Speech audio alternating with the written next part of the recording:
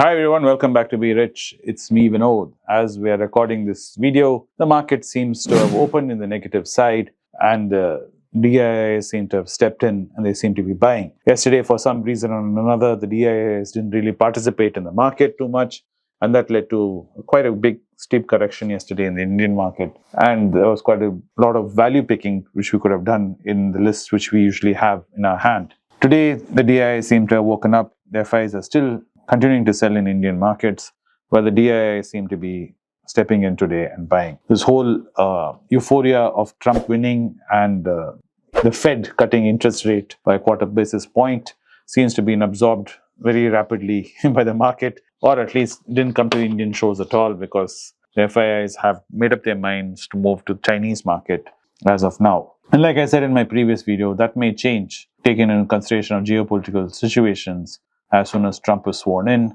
and what he decides to do in the first year in office. So that's something to keep an eye on and keep your ears to the ground as things develop. And if there's anything of value to us, I'll definitely bring it to you and share it. So that is where that stands. And as far as individual companies which are considered what we can look at as in value, pharma sector, Dr. Reddy is still in great consideration range. It's come down by 1.5% as I'm recording this, and it's a great value. Personally, I feel at 19 and 18 PE, Dr. Reddy is a great buy, considering what the company is doing and the size of the company and how it's structured and the way they're exporting. I think it's a great company. Natco is at 1,429 at a PE of 15, which is also another fabulous company, but much smaller than Dr. Reddy, of course. So if you're looking at something to consider and you have some extra cash lying around and you not decide to go out and have different coffee, or you're foregoing your weekend celebratory drinks, maybe you can take this into consideration. Talking about foregoing, gratification, an interesting conversation happened usually in the morning when I get together with my boys. We sit around before we get into recording, and there was deep discussion happening about the impending holidays coming up for Christmas and New Year. And there's discussion amongst my boys, majority of them are bachelors, about borrowing some money and going on a holiday. And some of them have some real exotic locations. I don't want to divulge names and locations, but the average consensus was they would need to spend around 5 to 6 lakhs to do this, to make this dream of theirs come to fruition. And they're talking about taking loans. So I did a simple thought experiment with them, which I thought I'll share with you. Because none of them are seasoned investors like me. We're all new, we're all green, and we really do not know how to buy. And, we're very worried about buying. And what if we lose the money? So all these discussions are always there whenever we talk about investing. Of course, it's not there when we talk about taking a personal loan and going on a holiday, because the gratification is immediately coming in hand, You're ready to take on that burden because you know what you're getting for that burden. You're paying the price, but you know the reward you're getting immediately because you're eating the reward first. In terms of investing, you do not know if you're going to get the reward. That's the standard line which is given to me. Sir, I put the money and do not know if I'm going to get the reward or not. So this is where the thought experiment came about.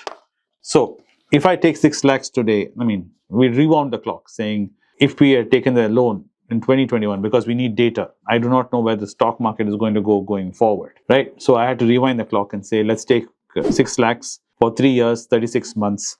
The EMI comes around to 21 to 22, depending on the percentage and the bank and your salary, So I just said, let's keep it 22,000 on the higher side, because most of my boys, we are working in, as Rupesh says, Cat C, Cat D, whatever company.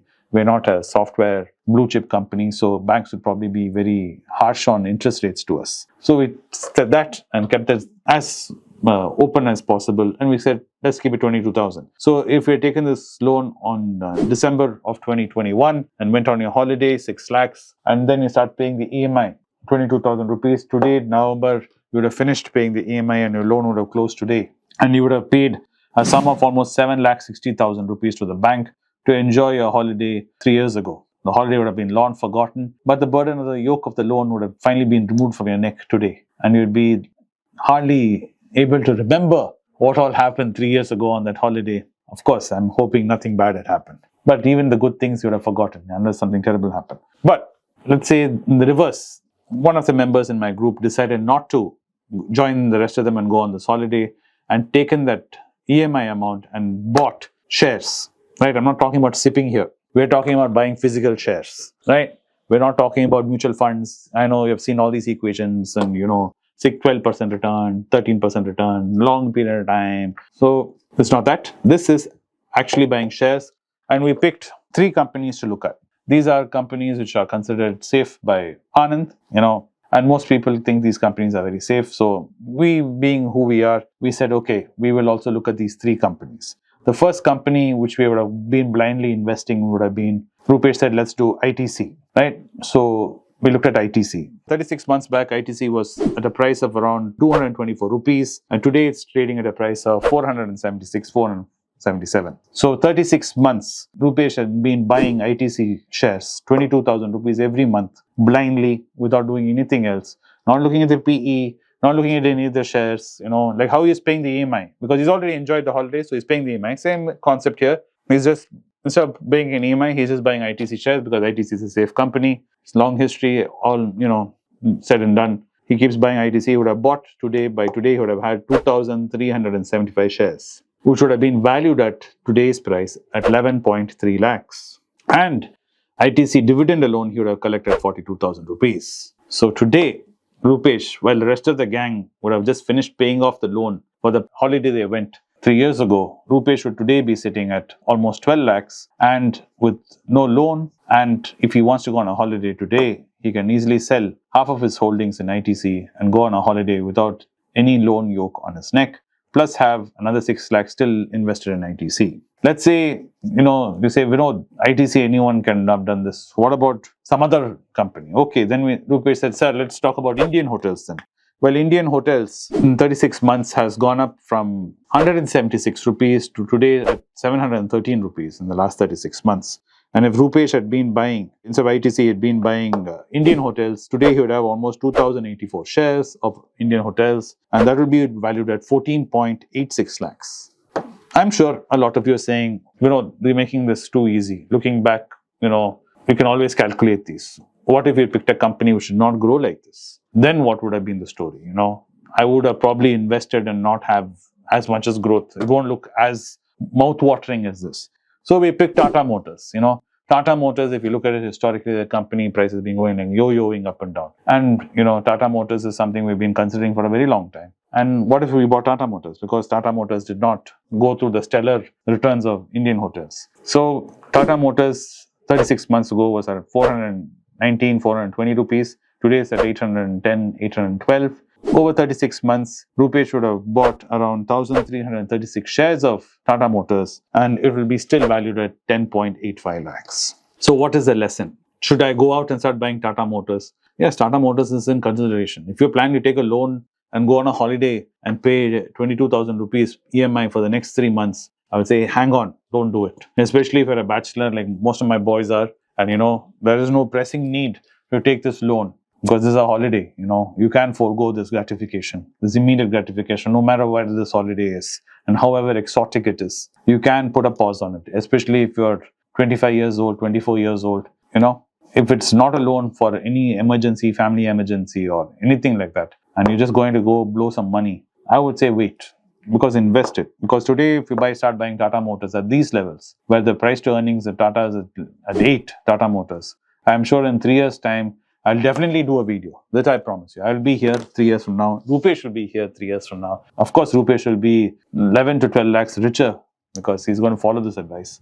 I will be here and I will show you my portfolio 3 years from now of investing in Tata Motors and show you what would have been the returns. We'll keep a date that, 2024, 25, 26, 2026, December 1st. Me and Rupesh.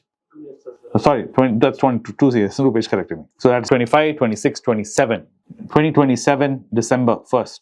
Me and Rupesh will be back here together, do another video or a follow-up saying, we just been buying Tata Motors for 3 years. Where are we standing? Because the reason why Rupesh and me decided to do this video is, as a new investor, we don't know what to do. And another great question someone had was, since Tata is such a big empire, should we just keep buying Tata shares?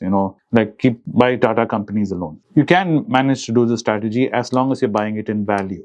For example, if you had bought Tata Steel, I think Tata Steel wouldn't have gone anywhere in the last 3 years. You would have started sipping it at around 110 rupees and today it's at 150 rupees. You wouldn't have lost money, but your growth may not be as incredible as it was in something else, because the PE of Tata Steel is at 64. While Indian hotels back then to now, the PE has gone through the roof.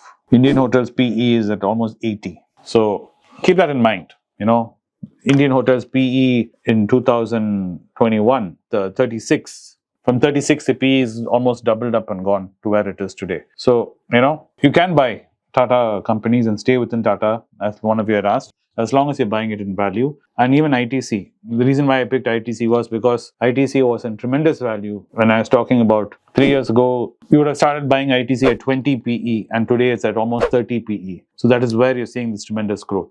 Same way, start considering Tata Motors today at 8-9 PE.